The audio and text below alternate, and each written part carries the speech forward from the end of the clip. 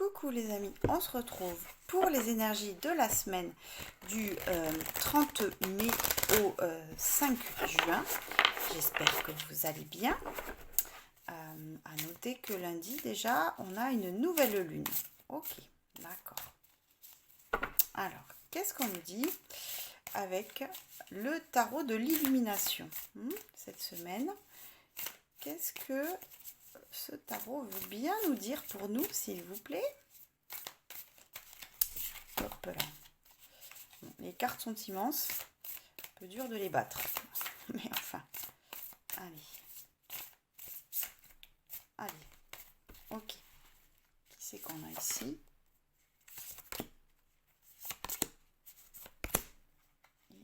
Ici.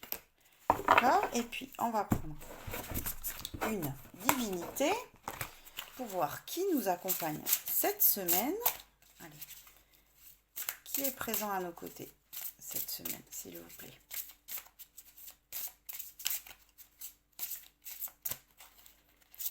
Hop.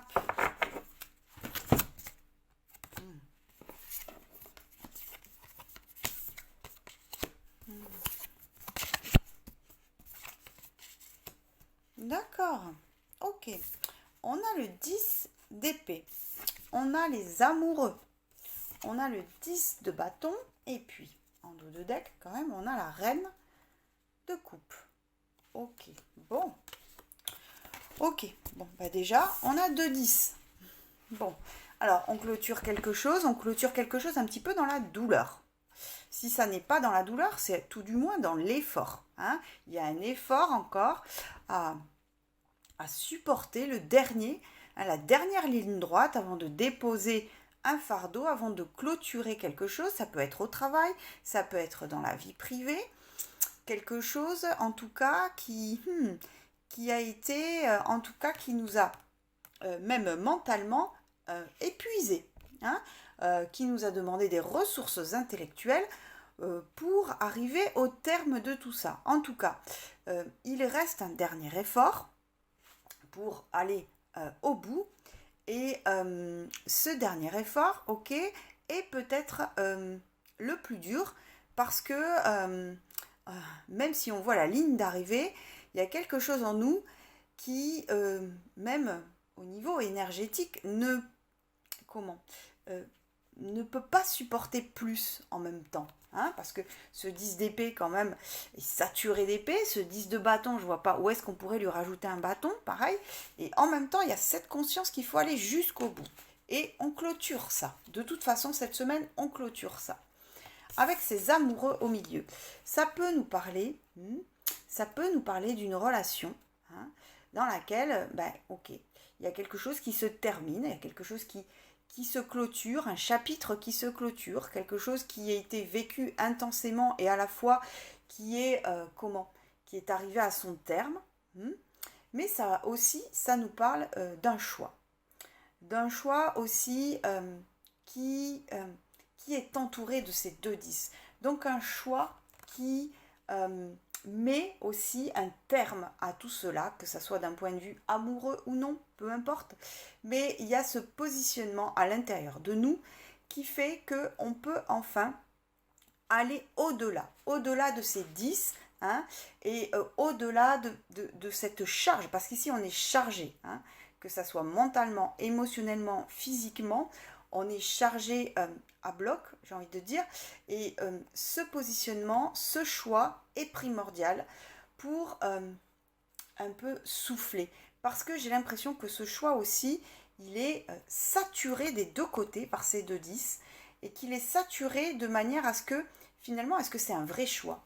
Est-ce qu'on n'est pas en train de subir ce choix aussi? Hein, il y a quelque chose en nous qui, c'est comme si on avait réagi un peu tard ici.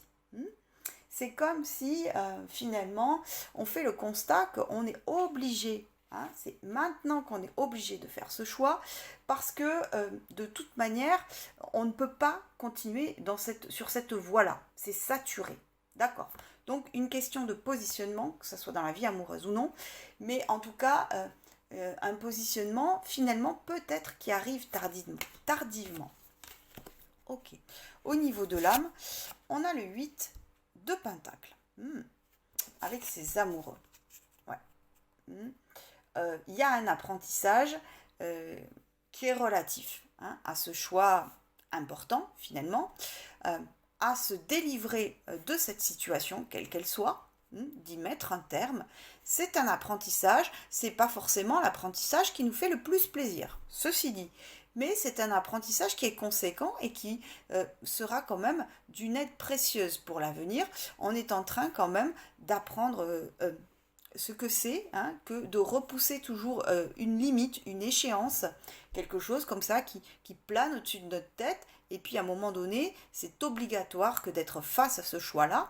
Et on apprend ici vraiment les conséquences directes de ce choix.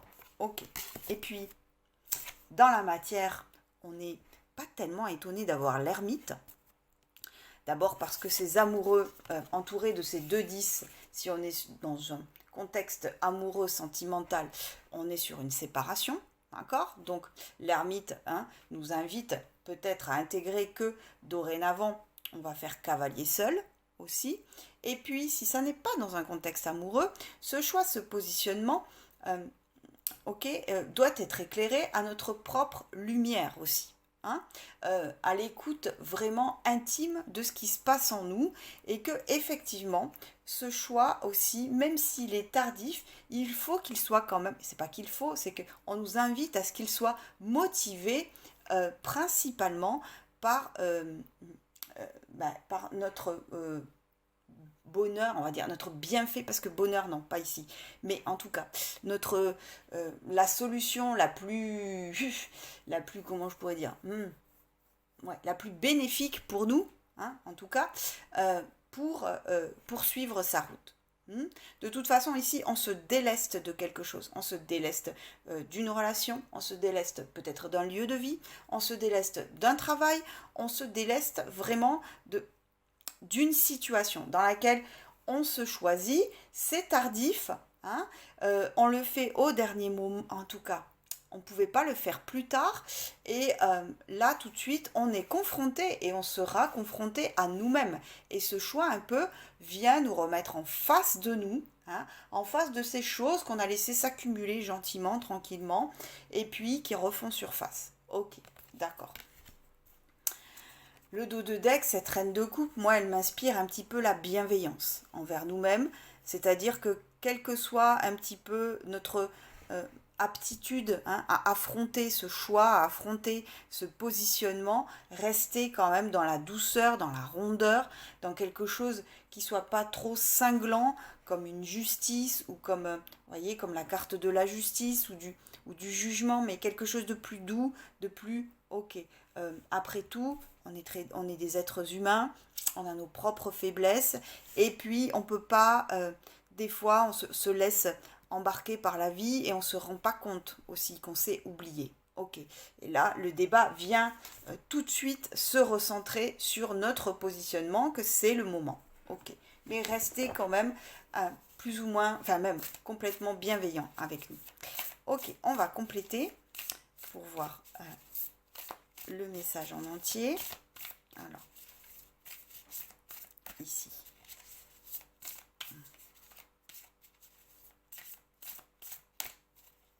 C'est compte. Hop. Et puis ici.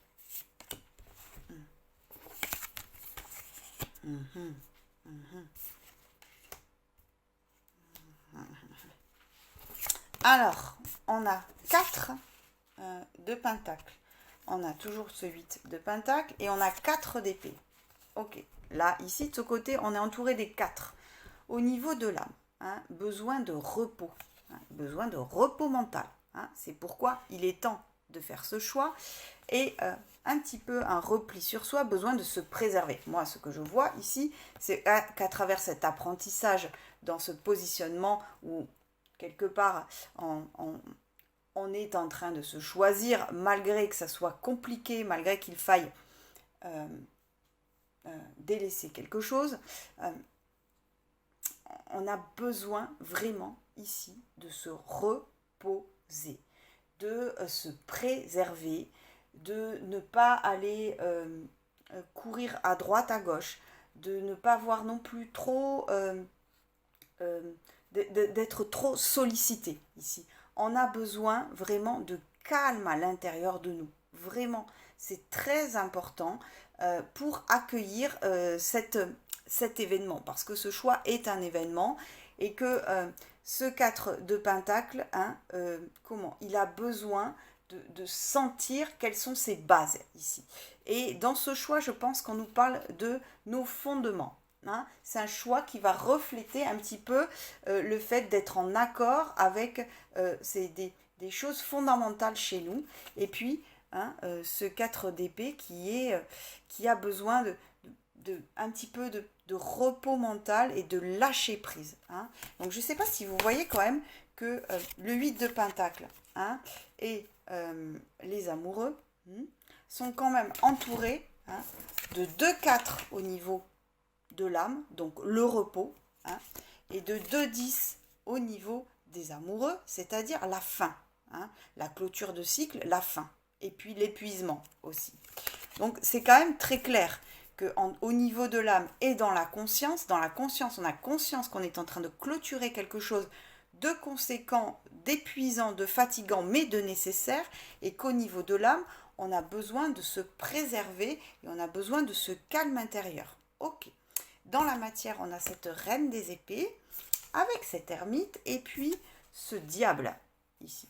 Moi, je crois ici que ce qu'on nous dit, c'est justement parce qu'on a un petit peu cette clairvoyance aussi, hein, de cette reine d'épée, cette notion de, bon, j'arrête de me cacher derrière un prétexte ou un masque, ou peu importe une situation, quel que soit un petit peu ce derrière quoi on se cache, on arrête ici, on se regarde en face, on regarde les choses telles qu'elles sont, et c'est pour ça, hein, qu'on a accès à cet ermite, à notre lumière intérieure, et que l'on décide de faire cavalier seul. Ok. Et puis, il y a ce diable, hein, parce que ce qui nous appelle, quelque part, c'est... moi, ici, je ne le vois pas comme céder à la tentation ou ce côté mal aspecté du diable. À côté de cet ermite, moi, je pense qu'il y a une certaine sagesse ici à accueillir le diable en nous, c'est-à-dire cette volonté et cette puissance d'incarner pleinement qui on est. Hein. Vous voyez, pas dans le côté négatif ou mal aspecté de céder à la tentation ou céder à ses travers ou céder à des addictions. C'est pas du tout ça. Ici, justement, on choisit de faire cavalier seul pour un petit peu expérimenter sa puissance intérieure, sa volonté de dominer la matière aussi, et puis ce besoin d'incarner son corps aussi, hein, vraiment, ici.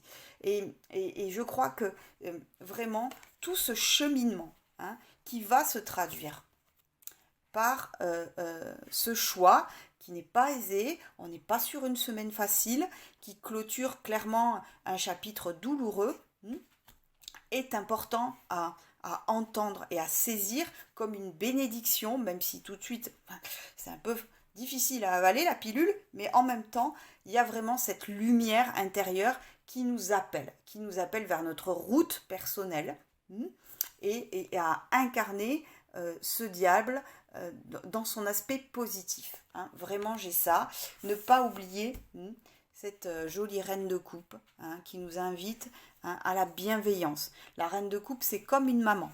Une maman pleine d'amour, inconditionnel. Donc, être vraiment dans l'accueil et puis si c'est pas parfait, c'est pas parfait, c'est pas grave, hein, on fera au mieux. Hein, voilà, on fera au mieux de toute façon, mais être dans cette rondeur. Et puis la divinité qui nous a accompagnés, qui nous accompagne cette semaine, c'est Phyllis, qui représente la patience. Oui, la patience, parce que je crois que c'est un choix qui n'est pas aisé. C'est un choix qui est forcément un petit peu douloureux. Et que avant de percevoir le côté positif de cet ermite, on va éprouver notre patience. Il va falloir, c'est un travail de longue haleine que de vivre bien uniquement avec soi-même. Ok. Et ça, d'accord, eh ben, c'est présent. On nous l'annonce avec cette divinité. On nous dit, peut-être inspire-toi de cette divinité, de Phyllis, pour, ok, comprendre que les choses viennent en temps et en heure, et que quand on se construit, quand on se reconstruit, quand on est en train de remettre un petit peu un équilibre sur nos fondamentaux, on le fait dans le calme, dans la sérénité, et que ça a besoin d'un terreau fertile pour prendre, et que ça ne prend pas en 2 secondes. D'accord. Il y a besoin d'un temps terrestre ici. Ok. Bon, d'accord. Tirage assez conséquent. Pour finir, on va prendre une petite carte des réponses angéliques pour clôturer ce message. Allez, on va voir ça ici. Qu'est-ce qu'on nous dit? Demander de l'aide aux autres. Ouais, on a peut-être besoin ici d'un soutien particulier dans cette période qui va pas être franchement aisée ou franchement fluide intérieurement. Donc, ne pas hésiter à se tourner vers des personnes de confiance naturellement pour se sentir entouré, pour se sentir un petit peu aussi dans un cocon comme ça, accueillant dans ces périodes un petit peu compliquées. Donc, ne pas hésiter à s'entourer des personnes proches qui nous sont chères et qui peuvent nous apporter leur aide. Ok les amis, écoutez, j'espère que ce message vous aura parlé. Je vous embrasse très fort et je vous dis à très vite.